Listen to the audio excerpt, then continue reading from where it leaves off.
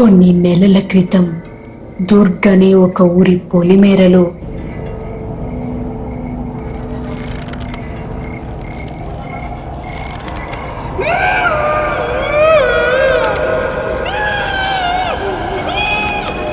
జయరాజుపురం అనే ఊరిలో చంద్రం అనే ఒక యువకుడు ఉంటాడు. చంద్రం చాలా మంచివాడు, అందగాడు. చంద్రానికి నా అన్న వాళ్ళు ఎవరూ లేరు. కానీ ఆ ఊరి వాళ్ళందర్నీ చంద్రం వరసలు పెట్టి పిలుస్తూ ఉంటాడు. ఆ పని ఈ పని చూడకుండా అన్ని పనులు చేస్తూ జీవిస్తుంటాడు చంద్రం. ఒకరోజు సాయంత్రం, ఒరే చంద్రం, నీకు పెళ్ళిడొచ్చింది కదా, మరి పెళ్ళెప్పుడు చేసుకుంటావురా? ఓహో, పెళ్ళనగానే చంద్రం గడికి సిగ్గు మొగ్గలేస్తుంది చూడండిరా. బంగారు తాత అడుగుతున్నాడుగా, పెళ్ళెప్పుడో చెప్పరా చంద్రం? ఏ దిక్కు లేనోణ్ణి నాకు పిల్లని ఎవరిస్తారు తాత? దిక్కు ముక్కు లేనున్నంటవేంట్రా? మేమంతా లేమా? ఈ ఊరిలో అందరికీ నువ్వు బిడ్డలాంటి వాడివి. నువ్వు పెళ్లికి ఒప్పుకుంటే నీకు పిల్లని వెతికే బాధ్యత మాది. ఏమంటారా? అవునవును, అందరం కలిసి మంచి పిల్లని చూద్దాం. అవునవును. సరే, మీ ఇష్టం. పక్క ఊరిలో మంచి పిల్లుంది బంగారు మామ. మాకు దూర బంధువులు. కావాలంటే రేపే వెళ్ళి చూసొద్దాం. ఓసోస్, పక్క ఊరి వరకు ఎందుకురా? మన ఊరిలోనే మంచి పిల్లుంది కదా. ఎవరు తాత? మన లక్ష్మిరా, అదే మన సుబ్బయ్య గారి కూతురు.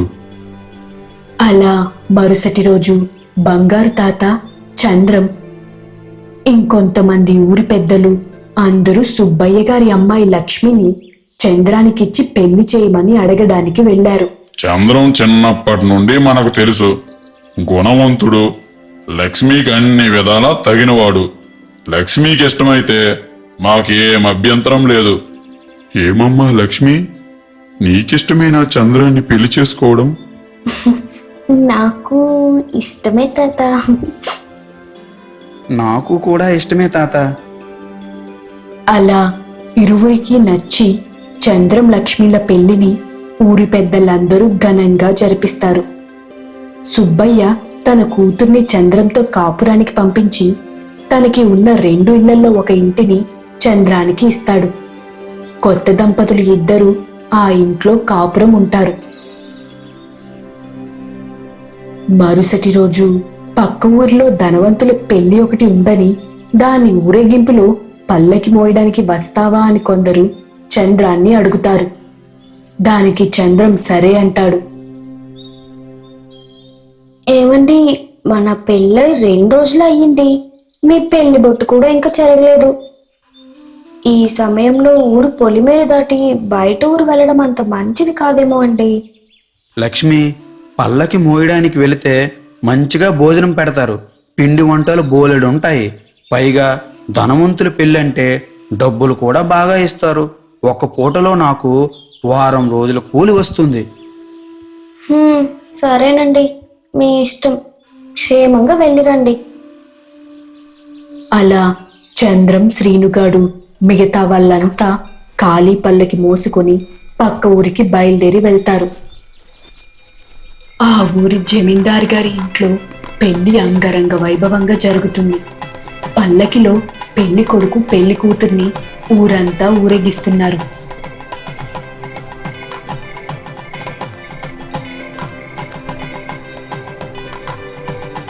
ఊరేగింపు అయ్యాక పల్లకి మోసిన వాళ్ళందరూ కడుపు నిండా తిని ఆ రాత్రికి ఆ ఊరి చివరలో ఉండే చింత తోటలో మంచె కింద పడుకొని పెళ్లి విశేషాల గురించి మాట్లాడుకుంటూ ఉంటారు.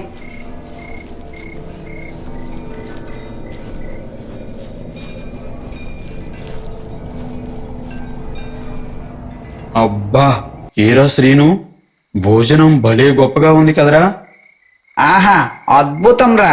బూరెలు, గారెలు, అరిసెలు ఒకటేమిటి, అన్నీ అమోఘం రా. అయినా ఇలాంటి భోజనం చెయ్యాలంటే పెట్టి పుట్టాలిరా.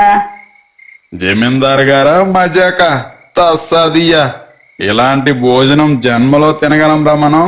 అలా కాసేపు కబుర్లు చెప్పుకొని అందరూ నిద్రలోకి జారుకున్నారు. అందరూ నిద్రపోయాక మధ్యరాత్రిలో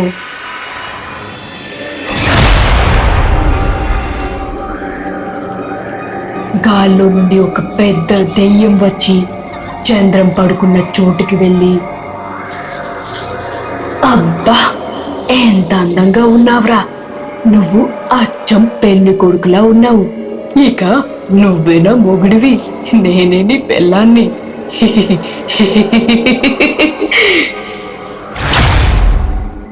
అని గట్టిగా నవ్వుతూ మాయమైపోయింది. తెల్లవారక ముందే అందరూ లేచి, పదండి పదండి, ఇప్పుడు బయలుదేరితే భోజనాల సమయానికి మన ఊరు చేరుకోవచ్చు. ఆ, పదండి, పదండి పదండి. పదండి. ఆ, పదండి. అలా అందరూ లేచి ఖాళీ పల్లకిని భుజాన వేసుకుని చీకట్లోనే వాళ్ళ ఊరికి బయలుదేరారు. అలా కొంత దూరం నడిచాక దెయ్యం పల్లకిలో కూర్చుని ఉంటుంది. దెయ్యం పైన ఉందని కింద పల్లకి మోస్తున్న చంద్రం వాళ్ళకి తెలియకపోవడం వలన పల్లకి మోసుకుంటూ వెళ్తున్నారు. ఇంతలో తెల్లవారిపోవడంతో దెయ్యం పల్లకిలో ఉన్న పెళ్లి కుమార్తె బొమ్మలోకి దూరిపోయింది.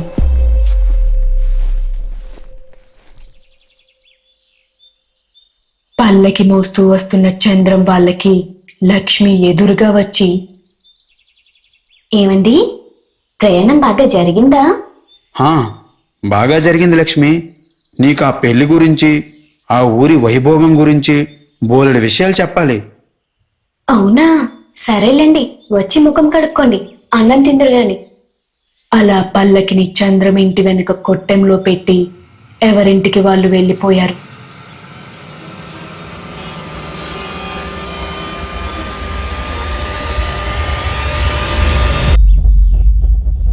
లక్ష్మికి చంద్రం పెళ్లిలో పెట్టిన కొన్ని పిండి వంటలు దాచి తెచ్చాడు.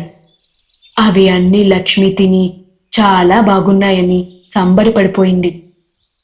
రాత్రి అవుతుంది. పల్లకిలో బొమ్మలో ఉన్న దెయ్యం బయటకు వస్తుంది.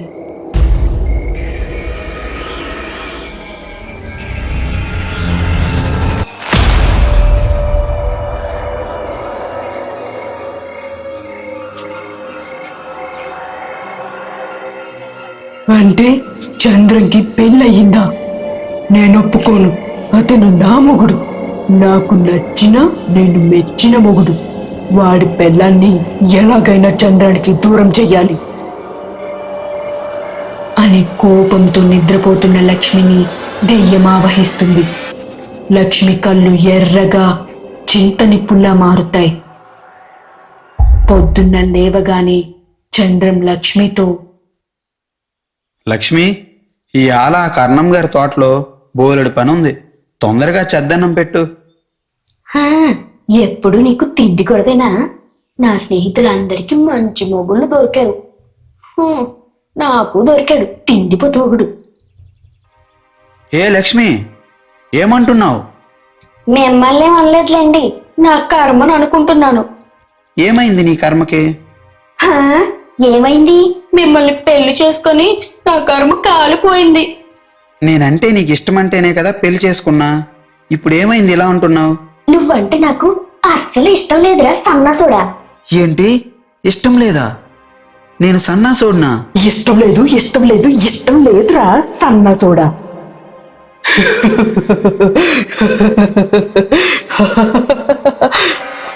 అని ఇంట్లో ఉన్న గిన్నెలను సామాన్లను నేలకు విసిరి కొడుతుంది. గట్టిగా అరుస్తూ ఏడుస్తూ పిచ్చి పట్టిన దానిలా ప్రవర్తిస్తుంది. ఇదంతా చూసి చంద్రం, నిన్నటి రాత్రి వరకు నాతో సరదాగా ఉన్న లక్ష్మికి ఇవాళ ఏమైంది? కొంపతీసి దెయ్యమో పిశాచో పట్టలేదు కదా అని అనుకొని ఆ ఊరిలో ఉండే భూత వైద్యుడి దగ్గరకు వెళ్ళి విషయం చెప్పి ఇంటికి తీసుకొచ్చాడు చంద్రం. భూత వైద్యుడు లక్ష్మిని తేరిపారా చూసి,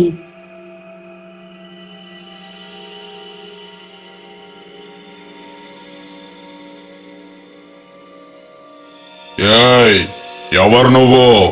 నా సంగతి నీకు తెలీదు. గాలివో ధూళివో అయితే భస్మం చేసి నిమిషాల్లో పాతాళంలో కలిపేస్తా అని కపాలిక భస్మం లక్ష్మిపై చల్లాడు.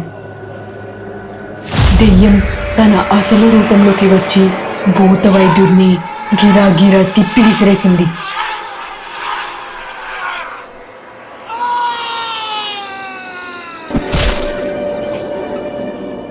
అయ్య బాబోయ్, లక్ష్మికి దెయ్యం పట్టింది. అది మామూలు దెయ్యం కాదురా నాయనో, ఏదో పెద్ద దెయ్యమే అని అనుకొని అక్కడి నుండి పారిపోయాడు. భూత వైద్యుడు పారిపోయేసరికి ఏం చెయ్యాలో అర్థం కాక చంద్రం ఊర్లోకి వెళ్ళి, బంగారు తాత, ఒరే శ్రీను, రమణ, ఆదిగా అందరూ వినండి. నా భార్య లక్ష్మికి ఏదో దెయ్యం ఆవహించింది. అందరూ రండి, కాపాడండి, కాపాడండి అని కంగారుగా అందర్నీ పిలుస్తాడు చంద్రం. ఏమైందిరా చంద్రం, ఎందుకిలా అరుస్తున్నావు? లక్ష్మికి దెయ్యం పట్టడమేంట్రా? అవును తాత, రాత్రి బానే ఉంది. తెల్లారాక తిక్కగా మాట్లాడుతుంది. గాలేదో సోకిందని మన ఊరి భూత వైద్యుడిని పిలుచుకుని తీసుకువెళ్ళా రక్ష కట్టిద్దామని. భూత వైద్యుడిని గాలిలోకి బంతిలాగా విసిరేసింది. దెయ్యమా? చంద్రం, దెయ్యం లేదు గియ్యం లేదు, దాని అంతు సోత్తా పదరా. వద్దురా శ్రీను, అది మామూలుగా లేదు. నువ్వు దాన్ని చూస్తేనే భయపడతావు. ఈ శ్రీనుగాడికి భయమా? ఎహే, పదరా దాని పని పడదాం. అలా ఆ ఊరిలో అందరూ చంద్రం వాళ్ళ ఇంటికి వెళ్తారు. చెల్లమ్మా లక్ష్మి, అని పిలవగానే దెయ్యం ముందుకు తిరుగుతుంది. దాని భయంకరమైన రూపాన్ని చూసి అందరూ భయపడతారు. అమ్మో దెయ్యం, అమ్మో ఓరి నాయనో, ఇది మామూలు దెయ్యం కాదురా చంద్రం. బాబోయ్, ఇంత భయంకరంగా ఉందేంట్రా? అమ్మో. లక్ష్మిని ఆవహించిన దెయ్యం రూపాన్ని చూసి అందరూ భయపడి పారిపోయారు. అందరూ ఒక చోట కలిసి ఏం చెయ్యాలా అని మాట్లాడుకుంటున్నారు. అయ్యా ఊరి ప్రజలారా, నా కూతుర్ని ఆ దెయ్యం బారి నుండి మీరే ఎలాగైనా కాపాడాలి. మావయ్య, మీరు భయపడకండి. నా ప్రాణాలు ఇచ్చైనా సరే నా లక్ష్మిని నేను కాపాడుకుంటాను. ఆ దెయ్యం దగ్గరకు వెళ్ళడం ఎవ్వరికీ సాధ్యం కాదు. దాని దగ్గరకు వెళితే గాని దాని కోరిక ఏంటో మనకు తెలీదు. అలాగని వెళితే ప్రాణాలు పోతాయి. మరి ఎవరు తాత నా లక్ష్మిని కాపాడేది? ఇక్కడికి 10 కోసుల దూరంలో ఉత్తరాన ఉన్న అడవుల్లో ఒక అఘోరా ఆశ్రమం ఉంది. అక్కడ ఉన్న అఘోరాలందరికంటే శక్తివంతుడైన అఘోరా గురువు ఉన్నారు. ఆయనను కలిస్తే మనకు ఫలితం ఉంటుంది. అలాగే తాత, నేను వెళ్ళి ఆయన్ని తీసుకువస్తా. అని చంద్రం శ్రీనుగాడు ఇద్దరూ బయలుదేరుతారు.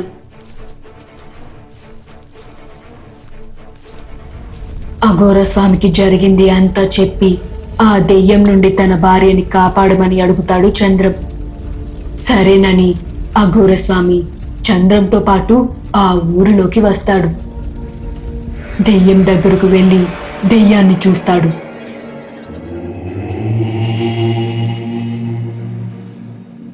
నీవు ఒక పెళ్లికి పల్లకి మోయడానికి వెళ్ళినప్పుడు ఆ రోజు రాత్రి నువ్వు ఒక దగ్గర పడుకున్నావు.